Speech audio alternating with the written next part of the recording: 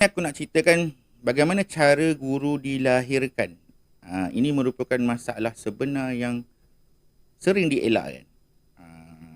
Aku ada cerita nak cerita kat sini tapi malaslah nak cerita. Nantilah kalau ada waktu. Setiap kali sistem pendidikan itu dipertahankan, ayat yang paling kerap digunakan apa dia?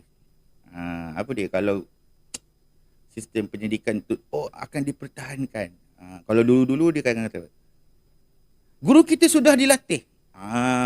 Tapi kalau yang paling dia the new one sekarang lagi jangan ganggu sekolah saya. Soalan yang hampir tak pernah ditanya ialah dilatih untuk apa dan untuk dunia yang mana.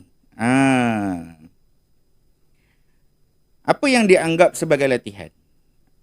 Apa dia sebenarnya? Secara rasmi latihan guru ini memang wujud. Dia memang ada. Sebab apa?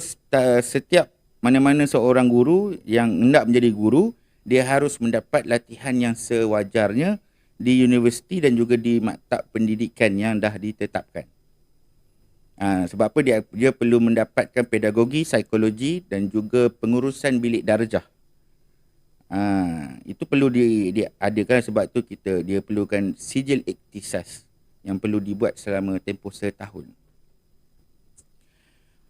Namun dalam pelaksanaan yang sebenar, banyak latihan tu berlaku dalam bentuk apa? Kursus jangka pendek, modul pematuhan, latihan yang berfasa yang terputus dari konteks sebenar sekolah tu. So latihan ni dia mencukupi untuk memenuhi keperluan terhadap sistem, tetapi